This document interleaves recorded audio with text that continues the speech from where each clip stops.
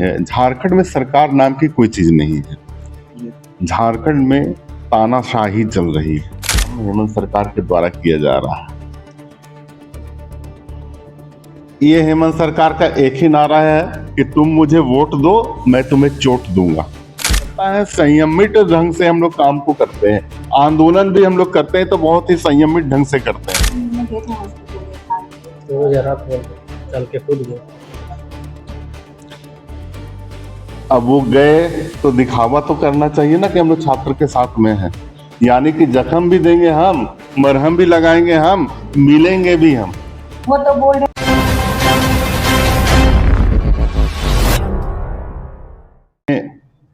जो सरकार जो चल रही है, झारखंड में सरकार नाम की कोई चीज नहीं है।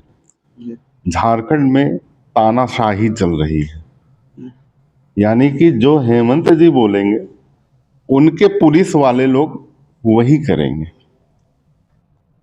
और दुर्भाग्य है झारखंड में कि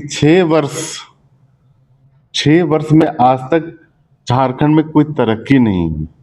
सिर्फ और सिर्फ यही हुआ है कि झारखंड में कभी जेपीएससी के नाम पे, कभी सीजीएल के नाम पे, कभी जेएसएससी के नाम पे, ये सारी चीजें घोटाले पे घोटाला ही हुआ है।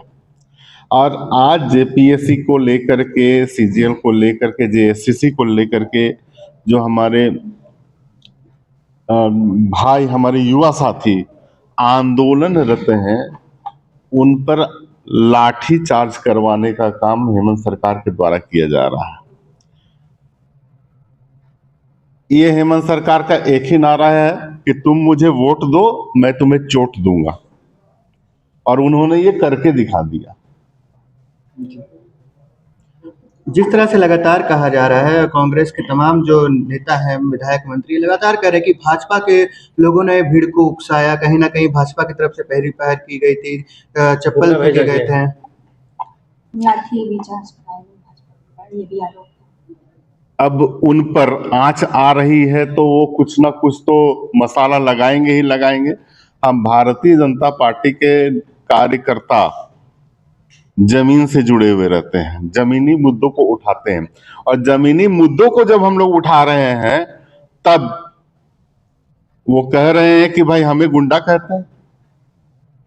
तो जब ये लोग नेट पे जो जंतर मंतर पे जो भेजे रहे थे, तो उन पर भी उनको माननीय कांग्रेस के लोगों को जवाब देना चाहिए था। क्या क्या जो छात्र कभी उग्र नहीं होते हैं, लेकिन जो उग्र हो रहे थे क्या वो छात्र थे वहां पे? मेरा सवाल तो ये भी है। और हम लोग भारतीय जनता पार्टी के कार्यकर्ता हैं, संयमित ढंग से हम लोग काम को करते हैं, आंदोलन भी हम लोग करते हैं तो बहुत ही संयमित ढंग से करते हैं। हम कभी पत्थरबाज नहीं हो सकते। संगठन मंत्री का क्या काम हुआ? हमारे संगठन महामंत्री जी चूंकि हमारे संगठन के सर्वे सर्वा होते हैं, और हमारे संगठन के कुछ उसूल होते हैं, और संगठन के उसूल होने के बाद अगर एक नैतिकता बस अगर उनसे वो मुलाकात करने के लिए वो चले गए, तो इसका मतलब क्या है कि वो वहां पर बैठ के आंदोलन कर रहे हैं? यही है। हम लोग भी तो गए थे, हम लोग भी भाजपा के विधायक, हम लोग भी गए थे, तो इसका मतलब क्या है कि हम लोग आंदोलन कर रहे हैं? ऐसा नहीं है, हम लोग समर्थन दे रहे हैं उनको। तो जब हम लोग वहां पर उनको समर्थन दे रहे हैं तो इसका मतलब है कि हम युवाओं के साथ में, छात्रों के साथ में हैं। स्वास्थ्य मंत्री को क्या कुछ कहना चाहेंगे? उनका बयान जो है काफी वायरल हो रहा है, कह रहे हैं कि मुख्यमंत्री की हत्या की यहाँ पे प्लानिंग की गई थी। स्वास्थ्य मंत्री जी का क्या कहना, उनके झारखंड में उनके बयान को कितना तरजीह दी जाती है, इसलिए सब लोग जानते हैं। इरफान जी की बात और गधे की लात दोनों एक बराबर है। छात्रों से भी मिलने गए थे हॉस्पिटल इरफान। तो जरा बोल रहे चल के खुद गए। अब वो गए तो दिखावा तो करना चाहिए ना कि हम लोग छात्र के साथ में हैं, यानी कि जख्म भी देंगे हम, मरहम भी लगाएंगे हम, मिलेंगे भी हम। वो तो बोल रहे कि छात्र लोग को हम लोग कोई कार्रवाई नहीं की, हम लोग मार खाए हैं। बार बार उनका ये बयान आ रहा है, मार हम लोग खाए हैं, छात्र लोग प्रशासन को चोट आई थी, काफी वीडियो भी वायरल हुए हैं, और आप देखिएगा कि काफी विजुअल में कि प्रशासन बहुत हद तक जो है कंट्रोल करने की कोशिश। मुझे एक बात बताइए, भीड़ अनिश्चित है। जी। और उसी भीड़ में धक्का मुक्की में अगर प्रशासन को चोट आ गया तो इसका मतलब क्या हुआ कि वो लोग उपद्रवी हो गए? ये परिभाषा है।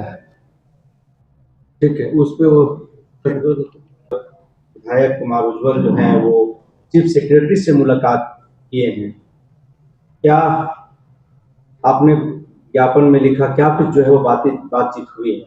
मुलाकात करने का मुख्य कारण क्या?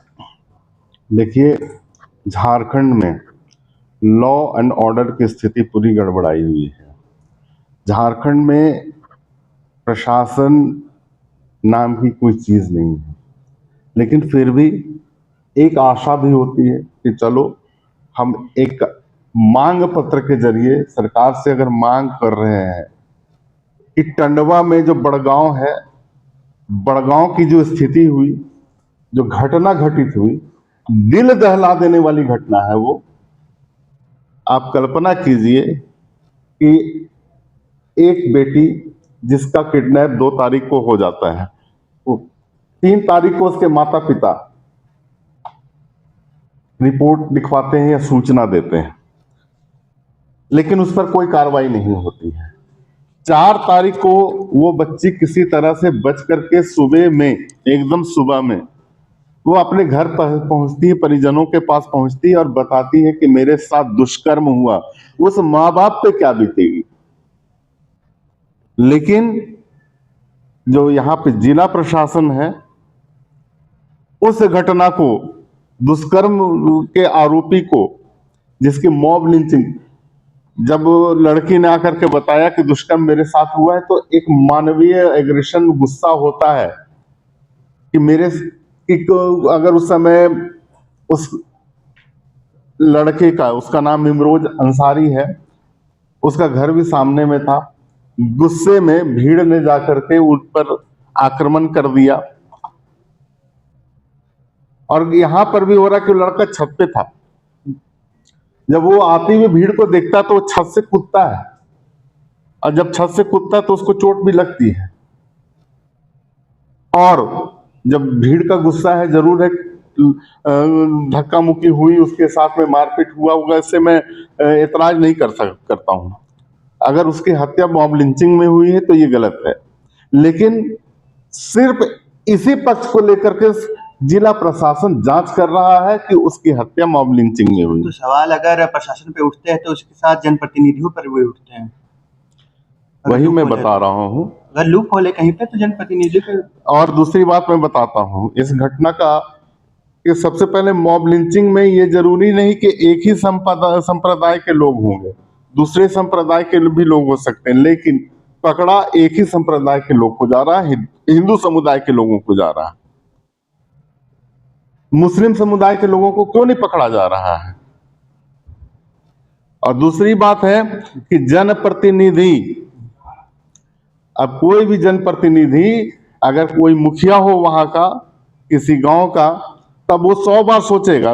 वो इसलिए 100 बार सोचेगा भाई, क्योंकि वो अगर वो बीच बचाव करने के लिए जाता है तो उस जनप्रतिनिधि पे आंच आती है, और जनप्रतिनिधि पे आंच आती है तो उस पर FIR दर्ज किया जाता है और उसे की गिरफ्तारी की मांग की जाती है। पुलिस किस तरह की कार्रवाई इस पर कर रही है? पुलिस की कार्रवाई एक तरफा कार्रवाई है। पुलिस सरकार के दबाव में आकर के काम कर रही है, एक तरफा कार्रवाई कर रही है। इसी एक तरफा कार्रवाई, हम लोग ये मांग कर रहे हैं कि कार्रवाई हो तो दोनों तरफ से कार्रवाई हो, एक तरफा कार्रवाई नहीं हो, निष्पक्ष कार्रवाई हो। आगे भारतीय जनता पार्टी जिस तरह से उस नाबालिग बच्ची को न्याय दिलाने की लड़ाई लड़ रही है, क्या आगे की रणनीति होगी? कैसे उस नाबालिग और उसके परिवार को जिस तरीके से सलाखों के पीछे भेजा गया है, किस तरह की आगे की लड़ाई लड़ेगी? क्या रणनीति होगा? देखिए, भारतीय जनता पार्टी अपने स्टैंड पे कायम है। हमारी पार्टी जनहित के मुद्दों को लेकर के जनता के बीच में हमेशा रहती है। हमारे आदरणीय बाबूलाल मरांडी जी भी गए हुए थे, हमारे प्रदेश के कई और नेता भी जाएंगे वहां पे, पीड़ित परिवार के साथ में है। हमारी पार्टी का एक एक्शन यही चीज होगा कि हम लोग आंदोलन करेंगे, लोकतांत्रिक तरीके से हम लोग आंदोलन करेंगे। डर का माहौल बना हुआ है, बेटियां लड़कियां, छात्र छात्राएं, महिलाएं सब डरी हुई हैं। डरने की जरूरत नहीं है। डरना उनको चाहिए जिन्होंने जुर्म किया, और जो माता, बहन, बेटी,